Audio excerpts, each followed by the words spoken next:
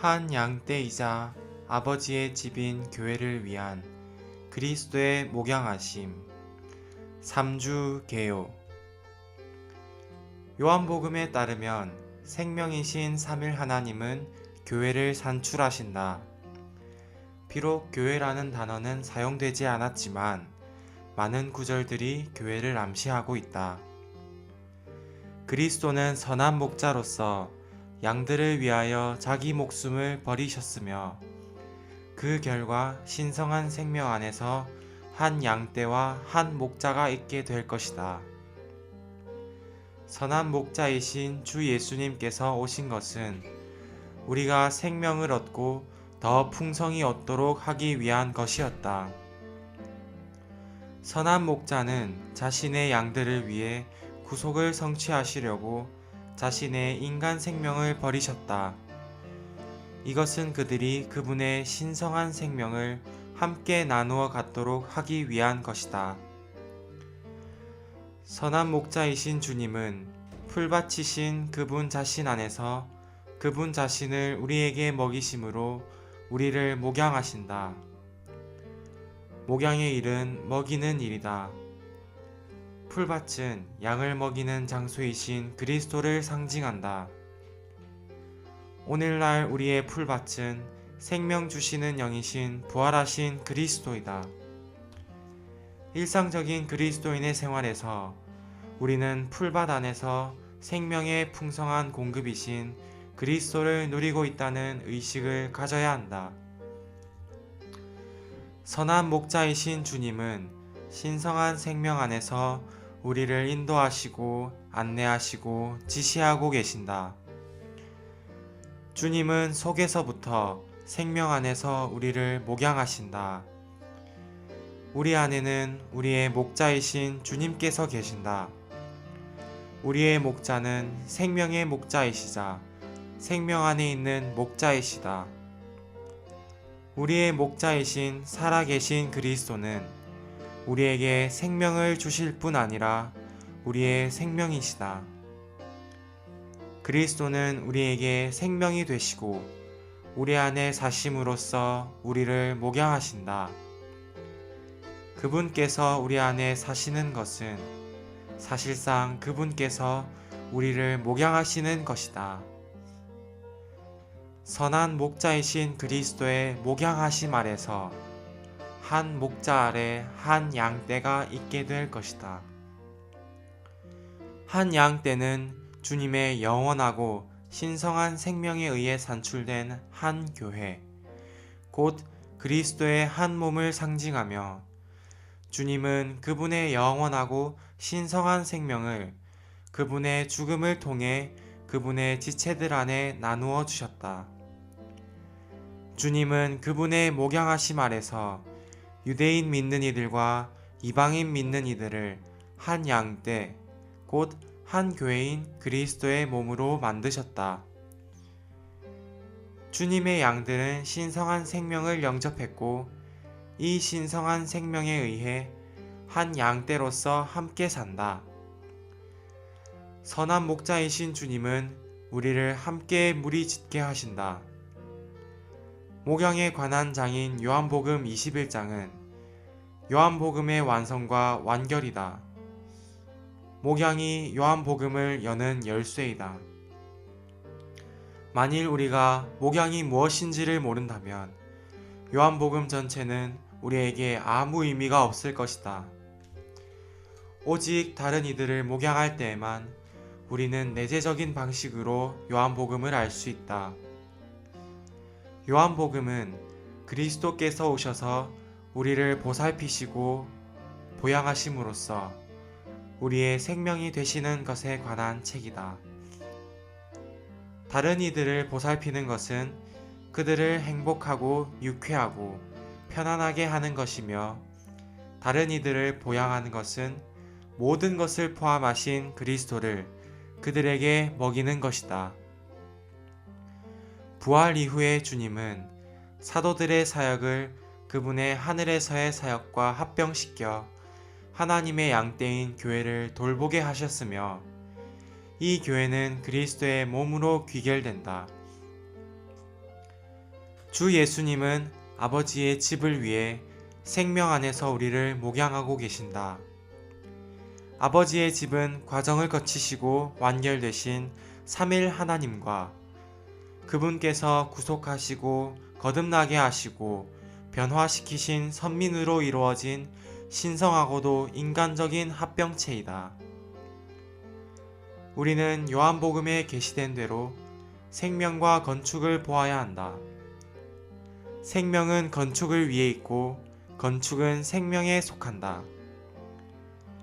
요한복음은 삼일 하나님께서 생명이신 그분 자신을 그분의 믿는 이들 안으로 분배하고 계시며 이러한 분배의 결과로서 믿는 이들이 하나님의 건축물, 곧 하나님의 확장과 확대와 단체적인 표현이 된다는 것을 계시해 준다.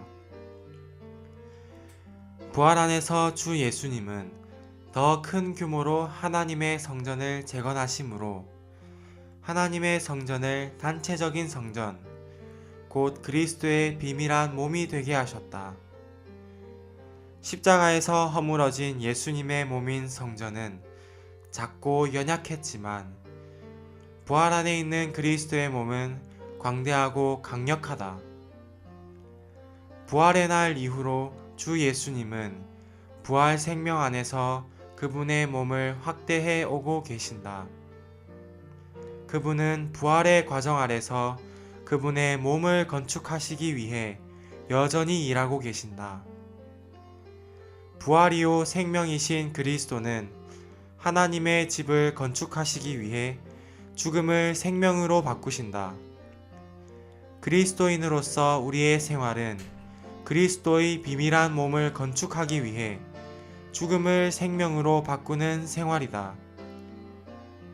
아버지의 집은 삼일 하나님께서 육체되심과 십자가에서의 죽음과 부활을 통해 그분 자신을 믿는 이들 안에 일에 넣으심으로 그들과 완전히 연합되시어 그들을 그분의 거처와 표현을 위한 유기체로 건축하시는 문제이다. 주님의 오심은 하나님을 사람 안으로 이끌어 오셨고 주님의 가심은 사람을 하나님 안으로 이끌어 가셨다. 이렇게 오고 감을 통하여 주님은 하나님을 사람 안으로, 사람을 하나님 안으로 건축하심으로 하나님의 집을 건축하신다. 하나님의 아들이신 주 예수 그리스도는 그 영으로 말미암아 그분의 죽음과 부활을 통하여 유기체인 교회를 건축하고 계신다. 이 교회는 삼일 하나님과 그분께서 선택하시고 구속하신 사람들의 연합으로 산출된 그리스도의 몸이자 아버지의 집이다. 아버지의 집은 세 단계가 있는데 바로 육체 되신 하나님의 단계, 부활하신 그리스도와 그분의 믿는 이들이 함께 교회로 건축되는 단계, 새 예루살렘인 완결 단계이다.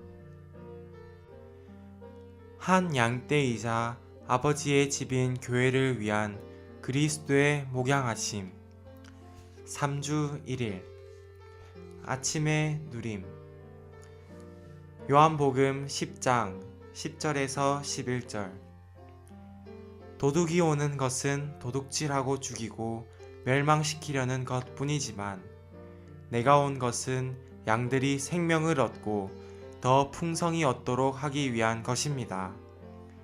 나는 선한 목자입니다. 선한 목자는 양들을 위하여 자기 목숨을 버리지만 요한복음 10장 15절 이것은 마치 아버지께서 나를 아시고 나도 아버지를 아는 것과 같습니다. 나는 양들을 위하여 내 목숨을 버립니다. 요한복음은 생명의 책이다. 이 생명은 바로 삼일 하나님 자신이다. 생명은 늘 하나의 산출물을 갖는다. 살아있는 것은 열매를 맺는다. 틀림없이 신성한 생명은 신성한 산출물을 갖게 될 것이다. 요한복음에서 신성한 생명이신 삼일 하나님은 교회를 산출하신다. 비록 교회라는 용어가 요한복음에 명시적으로 쓰이지는 않았지만 매우 분명히 암시되어 있다. 오늘의 읽을 말씀. 요한복음 10장에서 선한 목자는 그리스도이다. 그리스도는 그분의 양들이 조의 생명을 얻고 더욱 풍성히 얻을 수 있도록 자신의 푸시케의 생명을 버리셨다. 요한복음 10장 11절에서 주 예수님은 그분 자신에 관하여 나는 선한 목자입니다. 선한 목자는 양들을 위하여 자기 목숨을 버리지만 이라고 말씀하셨다. 14절에서 주님은 계속하여 나는 선한 목자입니다. 나는 내 양들을 알고 내 양들도 나를 압니다. 라고 말씀하신다. 선한 목자로서 주님은 양들을 위하여 목숨을 버리셨다. 오늘날에도 주님은 여전히 우리의 목자이시다. 요한복음 10장 10절과 11절에서 사용된 생명과 목숨은 헬라어에서 서로 다른 단어이다. 10절에 있는 생명은 헬라어로 조에이며 영원하고 신성한 생명을 나타내기 위해 신약에서 사용된 단어이다. 11절에 있는 목숨은 헬라어로 프시케로서 혼과 똑같은 단어이며 혼의 생명, 즉 인간 생명을 뜻한다. 이 두 구절은 주 예수님께서 두 종류의 생명을 가지셨음을 가리킨다. 주님은 사람으로서 푸시케 생명, 즉 인간 생명을 가지셨으며 또한 하나님으로서 조의 생명, 즉 신성한 생명을 가지셨다. 주님의 신성한 생명은 결코 죽임당할 수 없다. 주님께서 십자가에 못 박히실 때 죽임당한 것은 그분의 인간 생명이셨다. 우리의 구주가 되기 위해서 사람이신 그분은 우리를 위한 구속을 성취하시기 위해 그분의 인간 생명을 버리심으로 우리가 그분의 조의 생명을 영접할 수 있도록 하셨다. 그분은 우리가 구속받은 후에 그분의 조의 생명, 즉 영원한 생명을 영접할 수 있도록 그분의 인간 생명을 버리셨다. 신성한 생명 안에서 우리는 모두 한 실체이다. 이것은 우리가 한 생명 안에서 한 목자의 돌봄 안에 있는 한 양떼라는 뜻이다. 양은 신성한 생명을 가진 거듭난 사람이다. 우리 모두는 신성한 생명에 의해 삶으로써 참되고 진실되고 순수한 양들이 되어야 한다. 그럴 때 우리 모두는 양떼 안에 있을 것이다.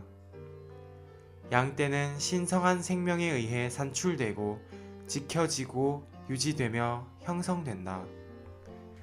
형제들이 연합하여 동거함이 얼마나 좋은가.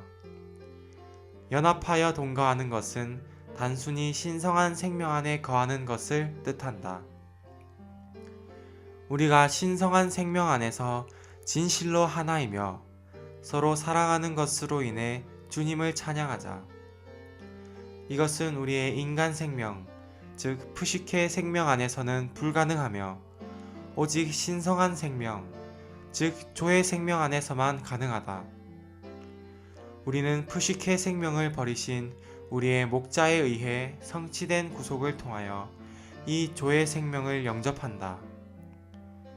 주님은 우리 모두를 위한 구속을 성취하시기 위해 그분의 푸시케 생명을 희생하심으로 우리가 그분을 우리의 조의 생명으로 영접할 수 있도록 하셨다. 이제 우리는 조의 생명 안에서 한 목자의 돌봄을 받고 있는 양떼가 되었다. 이것은 조직이 아니라 생명 안에서 무리를 이루는 것이다. 이것은 참으로 놀랍다. 할렐루야. 그리스도는 우리의 문이요 목자요 풀밭이시다. 문으로서 그분은 우리의 자유함이시고 목자로서 그분은 생명 안에서 우리를 인도하시고 안내하시고 지시하고 계신다. 풀밭이신 그리스도는 우리의 생명 공급이시다. 매일매일 우리는 우리의 풀밭이신 그리스도를 누릴 필요가 있다. 우리는 아무것도 아니고 보잘것없는 사람이지만 하나님을 위해 양을 치는 이들이다. 사람들이 내 직업을 물을 때 나는 대답하기가 어렵다. 나는 여러 번 이렇게 대답했다. 나는 말하기가 어렵습니다. 어떤 의미에서 나는 아무것도 아닙니다. 다른 의미에서 나는 놀라운 사람입니다. 한면으로 나는 아무것도 아닌 공허함이다. 다른 면에서 나는 하나님을 위해 양을 치는 놀라운 직업을 가진 놀라운 사람이다. 하나님을 위해 양을 치는 것보다 더 놀라운 일은 없다.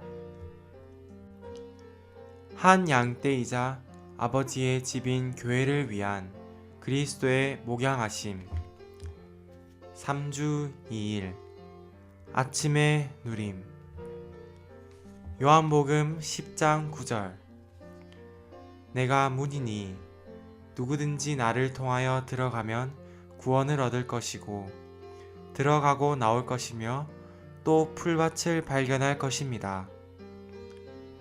마태복음 9장 36절 예수님께서 무리를 보시고 불쌍히 여기셨는데 왜냐하면 그들이 목자 없는 양처럼 시달리며 내버려졌기 때문이다.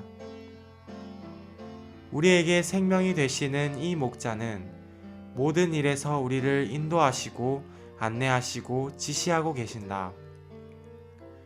그러므로 우리는 외적인 어떤 것의 지시를 받지 말고 내적으로 우리에게 생명이 되시는 그리스도의 지시를 받아야 한다.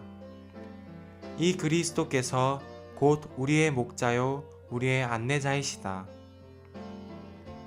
오늘의 읽을 말씀 요한복음 10장 9절에서 풀밭은 양들을 먹이는 장소이신 그리스도를 상징한다. 겨울에나 밤에 풀밭을 이용할 수 없을 때 양들은 우리에 갇혀 있어야 한다. 풀밭이 준비되었을 때는 더 이상 양들이 우리에 남아있을 필요가 없다. 우리에 갇히는 것은 일시적이고 잠정적인 것이다. 풀밭에서 그 풍성을 누리는 것은 궁극적이고 영원한 것이다. 그리스도께서 오시기 전에는 율법이 일종의 보호소였으며 율법 아래 있는 것은 일시적인 것이었다. 이제는 그리스도께서 오셨으므로 하나님께서 선택하신 모든 사람들은 율법에서 나와서 그분 안에 들어가 그분을 그들의 풀밭으로 누려야 한다.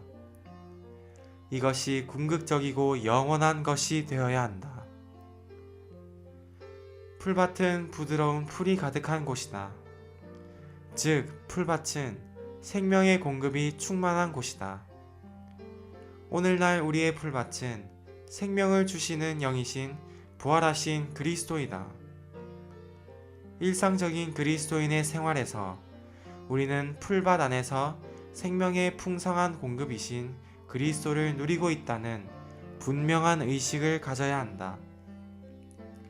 시편 23편 1절은 여호와는 나의 목자시니 라고 말한다. 목자가 하는 주된 일은 양을 먹이는 것이다. 요한복음 10장 11절에서 주 예수님은 나는 선한 목자입니다. 선한 목자는 양들을 위하여 자기 목숨을 버리지만 이라고 말씀하신다. 사람이신 주 예수님은 인간 생명을 갖고 계시며 하나님인 주 예수님은 신성한 생명을 갖고 계신다. 주님은 그분의 양들을 위해 구속을 성취하시려고 그분의 인간 생명을 버리심으로 그들이 그분의 신성한 생명, 영원한 생명을 얻을 수 있도록 하셨다. 이 신성하고 영원한 생명에 의해 그들은 한 목자이신 그분 자신의 돌봄 아래 있는 한 양떼로 모일 수 있게 되었다. 선한 목자이신 그분은 이 목적을 위해 이런 방식으로 그분의 양들을 신성한 생명으로 먹이신다. 그리스도는 우리의 목자이시며 우리는 그분의 양들이다. 이제 주님은 속에서부터 생명 안에서 우리를 목양하신다. 우리 안에는 우리의 목자이신 주 예수님께서 계신다. 우리의 목자는 생명의 목자이시자 생명 안에 있는 목자이시다. 우리의 목자이신 살아계신 그리스도는 우리에게 생명을 주실 뿐 아니라 우리의 생명이시다. 주님께서 우리 안에 사시는 것은 사실상 그분께서 우리를 목양하시는 것이다. 그리스도는 우리에게 생명이 되시고 우리 안에 사심으로써 우리를 목양하신다. 우리가 깨달아야 할 중요한 한 가지는 주님께서 외적인 활동의 방식이 아닌 내적인 생명의 방식으로 우리를 목양하신다는 것이다. 이것은 주님께서 속에서부터 우리를 목양하시는 것을 의미한다. 내적으로 우리는 그분을 우리의 목자로 소유하고 있다. 그분은 생명의 목자이시며 생명 안에 있는 목자이시다. 주 예수님은 어떻게 우리를 목양하시는가? 그분은 우리를 생명 안에서 목양하신다. 주님은 먼저 유대인 믿는 이들을 부르시어 유대 종교라는 우리에서 이끌어내셨고 오순절 이후에 많은 이방인 믿는 이들을 구원하여 이방 세계에서 이끌어내셔서 유대인 믿는 이들과 이방인 믿는 이들을 한 무리로 만들어 한 목자이신 그분 자신의 돌봄 아래 있게 하셨다. 이 한 무리는 하나의 우주적인 교회, 곧 그리스도의 몸이다. 이 교회는 더 이상 유대교 우리나 이방 세계에 속하지 않고 유대인들이나 이방인들로부터 분별되어 그리스도의 교회로서 독립해 존재한다.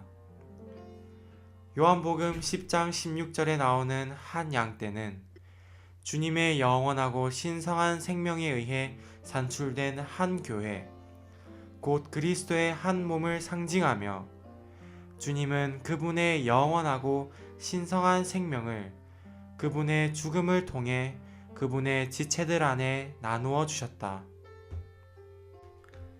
한 양떼이자 아버지의 집인 교회를 위한 그리스도의 목양하심. 3주 3일 아침의 누림. 요한복음 10장 16절. 또 나에게는 이 우리에 들어있지 않은 다른 양들도 있습니다. 내가 그들도 이끌어와야 합니다. 그들도 내 음성을 듣고 한 목자 아래 한 양떼가 될 것입니다. 요한복음 21장 16절. 요한의 아들 시몬이여, 그대가 나를 사랑하십니까? 그가 예수님께 주님, 그렇습니다. 내가 주님을 사랑하는 줄을 주님께서 아십니다. 라고 하니 예수님께서 그에게 말씀하셨다. 내 양들을 목양하십시오. 양무리는 두 백성, 즉 믿는 유대인들과 이방인들을 포함하는 교회이다. 주님은 이 둘을 한 양떼가 되게 하시고 한 목자의 돌봄 아래 두신다. 이제 한 양떼와 한 목자는 한 몸과 한 머리이다. 왜 목자와 신성한 생명과 사람의 생명이 모두 양떼를 위해 있는가? 왜냐하면 양떼 안에 있는 사람들은 구속이 필요한 타락한 사람들이기 때문이다. 사람이신 목자는 인간 생명을 가지셨다. 그분은 양 무리를 위해서 구속을 성취하시기 위해 그분의 인간 생명을 희생하셨다. 이런 방식으로 그분의 양들은 구속되었다. 그런 후에 이 양들은 신성한 생명을 영접했고 이 신성한 생명에 의해 한 양떼로서 함께 산다. 이처럼 양들은 한 단위, 한 실제로 형성된다. 이것은 인간 생명에 의해서가 아니라 신성한 생명에 의해 성취된다. 오늘의 읽을 말씀. 우리가 그리스도의 생명을 누리면 누릴수록 더욱더 우리는 양떼와 함께 있기를 갈망하게 된다. 만일 우리가 생명이나 생명의 성장에 관심이 없다면 교회 생활을 주의하지 않을 것이다. 그러나 우리가 그리스도에게서 생명을 영접하고 또한 그 생명이 우리 안에서 성장하게 하므로 이 생명을 더 풍성하게 누릴 때는 교회 생활에 대한 갈망이 우리 속에서 솟구칠 것이다. 우리는 흩어진 양들 같다고 느낄 것이며 한 양떼로 함께 모이기를 갈망할 것이다. 그러므로 생명에 관한 장인 요한복음 10장은 한 양떼인 교회를 암시적으로 언급하고 있다. 요한복음 21장은 목양에 관한 장이다. 21장은 단지 추가된 장이 아니라 그리스도께서 우리의 생명이 되시기 위해 오신 하나님이심을 말해주는 책인 요한복음의 완성과 완결이다. 이 복음서의 저자는 그러한 그리스도를 계시하기 위해 20장을 썼다. 결국 그러한 책은 목양으로 결론을 맺는다. 만일 우리가 목양이 무엇인지를 모른다면 요한복음 전체는 우리에게 아무 의미가 없을 것이다. 오직 다른 이들을 목양할 때에만 우리는 내재적인 방식으로 요한복음을 알 수 있다. 목양은 요한복음을 열어주는 열쇠이다. 요한복음 21장 15절에서 베드로는 주님께서 아십니다 라고 대답했다. 왜냐하면 그는 주님을 3번이나 부인했기 때문이다. 그는 주님을 사랑한다고 생각했던 천연적인 확신을 잃었다. 주님은 그분에 대한 베드로의 사랑을 회복하시면서 그에게 그분의 양을 목양하고 먹이라고 명하셨다.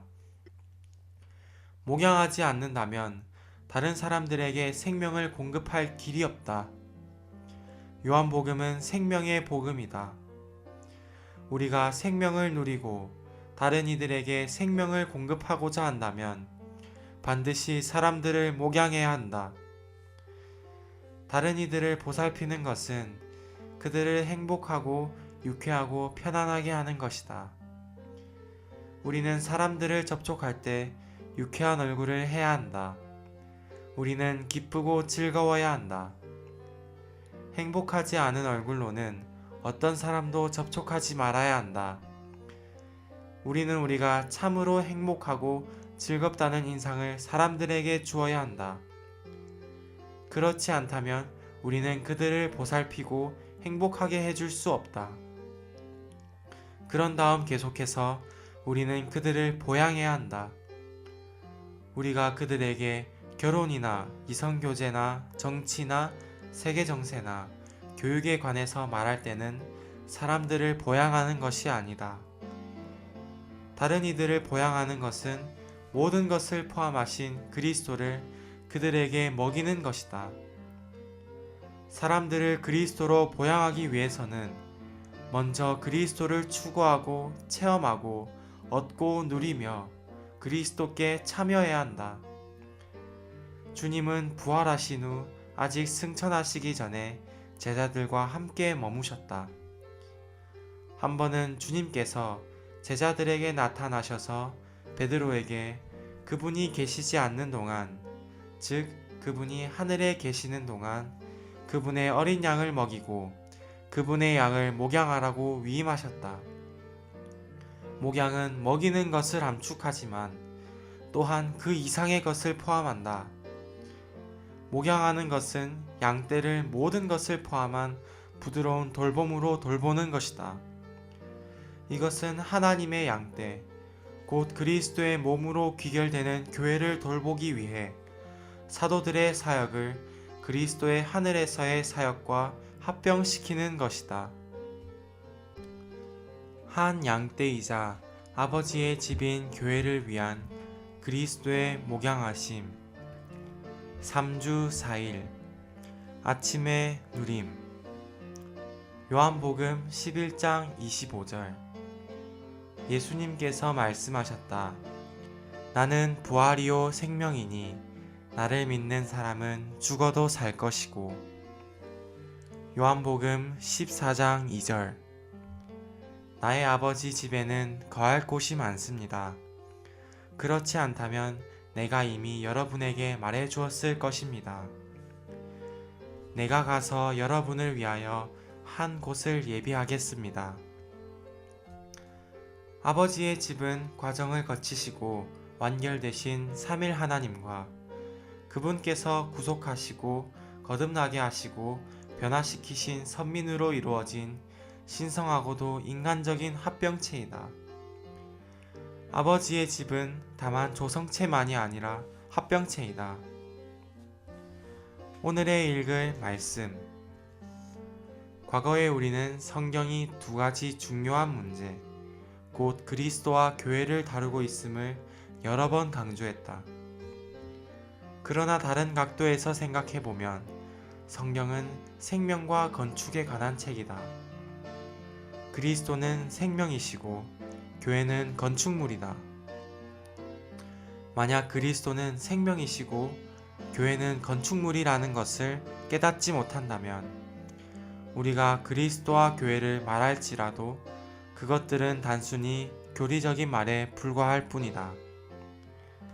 성경은 매우 일관성이 있다. 만일 여러분이 통찰력과 하늘에 속한 이상을 가지고 성경을 읽는다면 성경이 생명과 건축으로 시작한다는 것을 발견할 것이다. 우리는 창세기 2장에서 생명과 건축을 본다. 사람이 창조된 직후에 생명이 소개되었다. 주 하나님은 사람을 창조하신 후에 그 사람을 동산 안에 있는 생명나무 앞에 두셨다. 생명나무가 언급된 이후에는 흐르는 강과 세 가지 보석들이 나온다. 금과 진주와 유사한 베델리엄과 보석인 마노이다. 성경의 계시를 따라 좀 더 나아가면 특히 요한계시록 21장에서 우리는 이 보석들이 하나님의 건축을 위한 것임을 분명히 보게 된다. 성경의 양쪽 끝인 창세기와 요한계시록 사이에는 넓은 간격이 있다. 이 간격을 이어주는 것은 무엇인가? 요한복음이 그 다리이다. 요한복음은 태초에라는 말로 시작한다.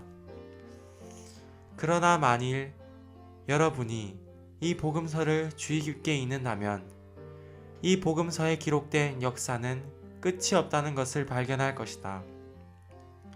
이 복음서에 기록된 역사는 영원 과거인 태초에서 시작해서 무한한 미래로 이루어진다. 그러므로 요한복음은 창세기와 요한계시록 사이의 간격을 이어준다. 신성한 건축물은 한 몸, 한 교회, 한 베델, 주님 자신의 단체적인 한 증거이다. 결국 완결인 새 예루살렘이 있게 된다. 새 예루살렘은 물질적인 장소가 아니라 하나님 안에서 그 영을 통하여 구속받고 생명이신 그리스도를 소유하고 살아있는 모든 이들로 이루어진 살아있는 구성체이다. 주님께서 이 건축물을 우리에게 더 계시하시기를 원한다.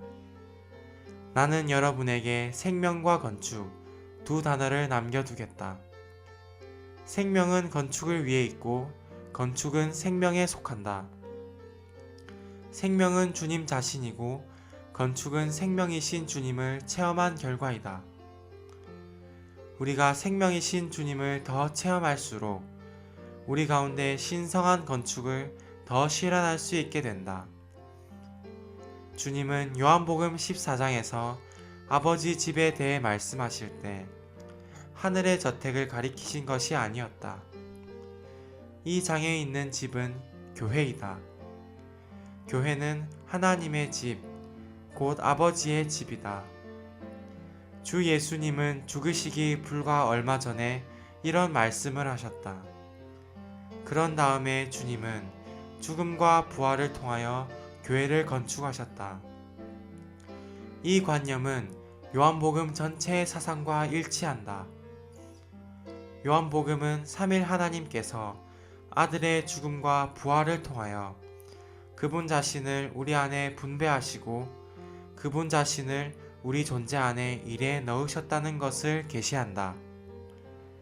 주 예수님은 요한복음 2장에서 유대 지도자들에게 여러분이 이 성전을 허십시오. 그러면 내가 3일 만에 다시 세울 것입니다.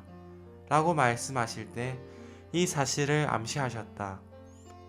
3일은 부활을 의미한다. 따라서 여기에서 주님은 부활 안에서 성전, 곧 아버지의 집을 건축하리라고 말씀하고 계신 것이다.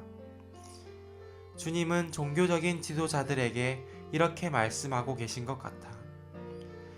내 아버지의 집인 이 성전을 허십시오. 그러면 내가 그것을 부활 안에서 건축할 것입니다.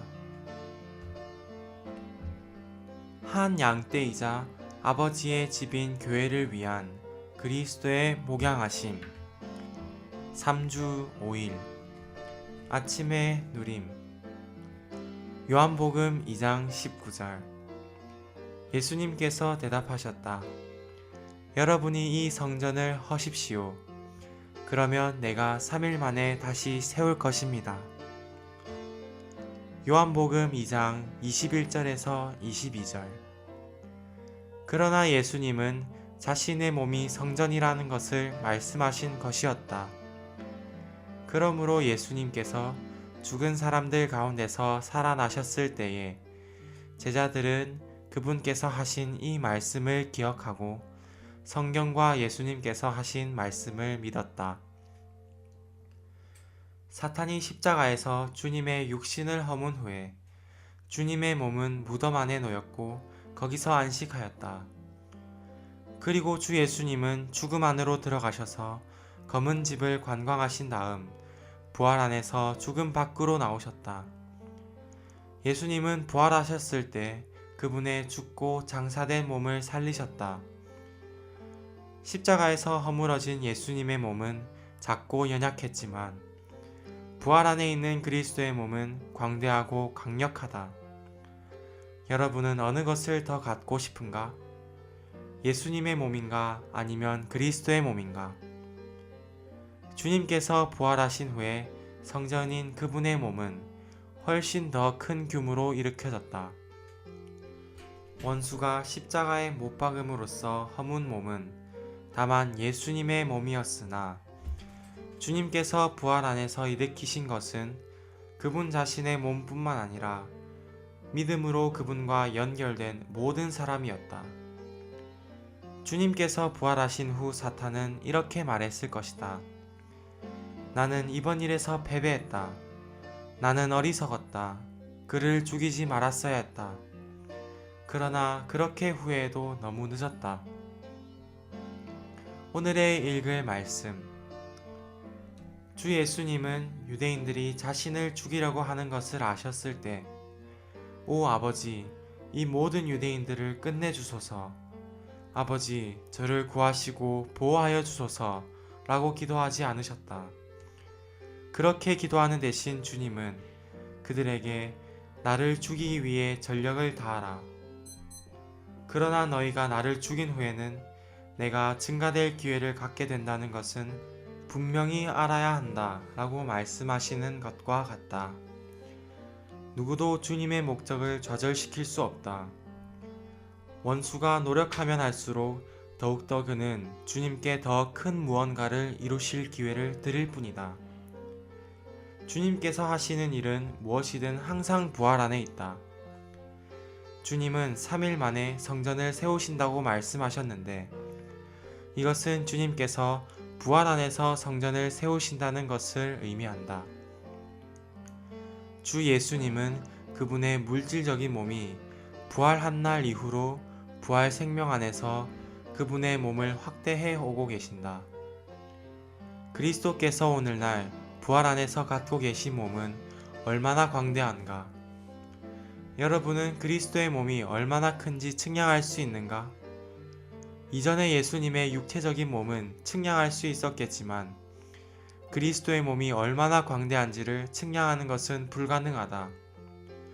주님은 계속해서 부활 안에서 그분의 몸을 건축하고 계시고 사탄은 계속 이 일을 막으려 하지만 사실상 그것은 이 일을 돕는 것이다. 하나님의 집은 여전히 그리스도의 몸과 더불어 부활 안에서 증가되고 있다. 주님께서 여전히 부활의 과정 안에서 그분의 몸을 건축하기 위해 일하고 계시기 때문에 오늘날 우리는 아직 3일 안에 있다. 주님의 몸의 대부분은 이미 일으켜졌지만 주님의 몸의 어떤 지체들은 아직 일으켜지지 않았다. 그러므로 주님의 몸은 여전히 부활의 과정 안에 있다. 우리 자신의 경우에도 부분적으로만 변화되었다는 것은 우리의 일부분만이 부활되었다는 것을 의미한다. 주님은 부활의 과정을 통해 계속해서 우리에게 일하고 계신다. 우리는 여전히 부활의 과정 안에 있다. 오늘날 교회는 여전히 부활의 과정인 3일 안에 있다. 물을 포도주로 만들 때 생명의 원칙이 세워졌다. 이제 성전을 다루는 말씀에서 우리는 생명의 목적을 볼 수 있다. 생명의 원칙은 죽음을 생명으로 바꾸는 것이다. 생명의 목적은 하나님의 집을 건축하는 것이며 생명의 원칙은 생명의 목적을 위한 것이다. 이 두 가지 요점은 요한복음 전체를 통제한다.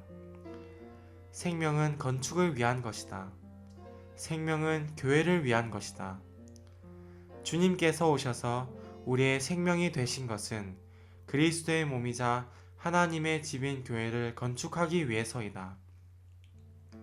그리스도인으로서 우리의 생활은 단순히 그리스도의 비밀한 몸을 건축하기 위해 죽음을 생명으로 바꾸는 문제이다. 그리스도인의 생활 전체가 두 가지 문제, 곧 죽음을 생명으로 바꾸는 것과 그리스도의 비밀한 몸을 건축하는 것으로 이루어진다. 이것이 합당하고 참되고 온전한 그리스도인의 생활. 한 양떼이자 아버지의 집인 교회를 위한 그리스도의 목양하심. 3주 6일 아침의 누림. 요한복음 1장 14절. 말씀께서 육체가 되시어 우리 가운데 장막을 치시니 은혜와 실제가 충만하였다. 우리가 그분의 영광을 보니 아버지에게서 온 독생자의 영광이었다. 요한복음 14장 23절. 예수님께서 그에게 대답하셨다.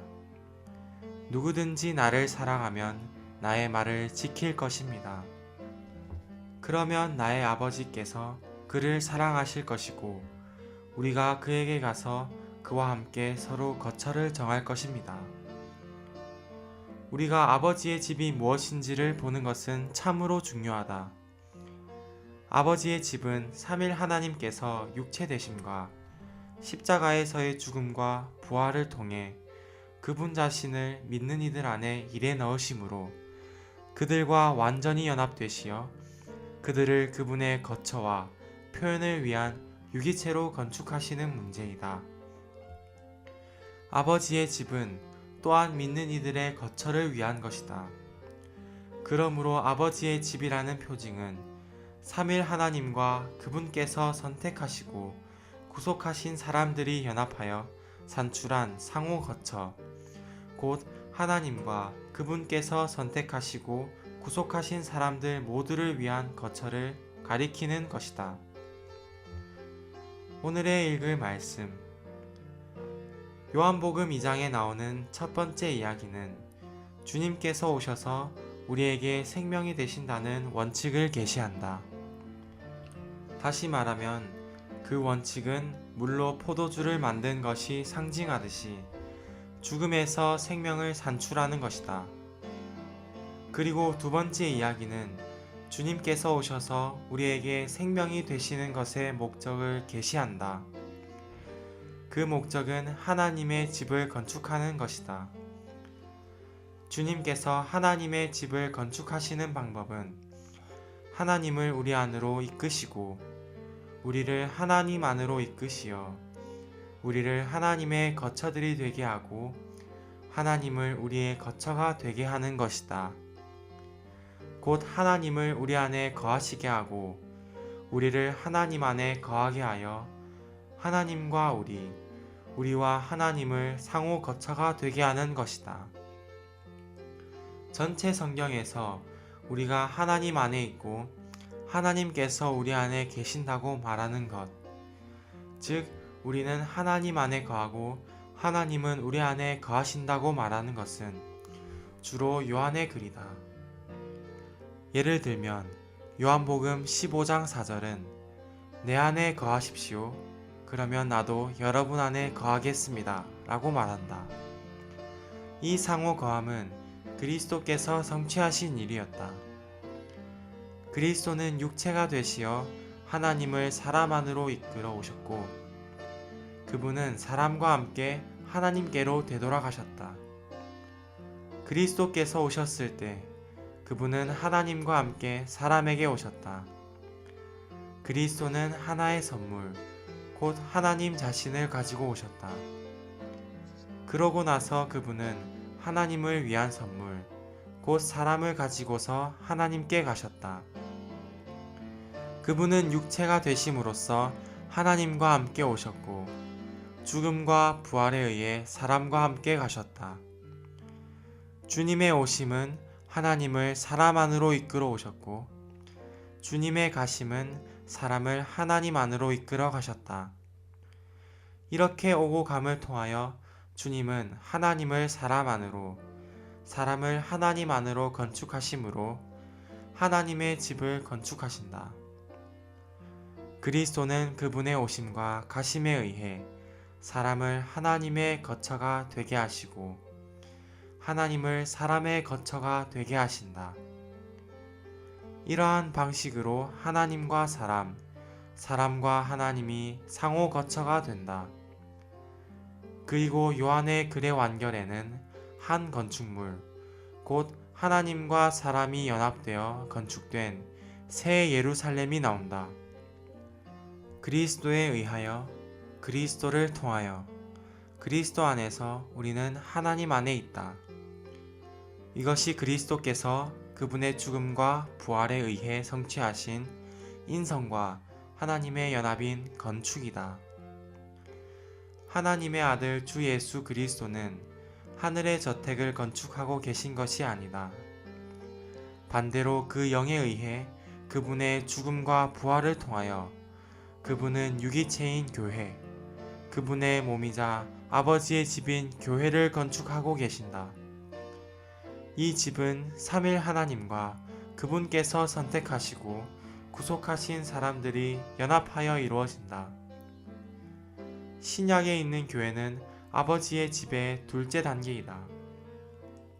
이 집의 첫째 단계는 육체 되신 하나님, 곧 육체로 나타나신 하나님이셨다.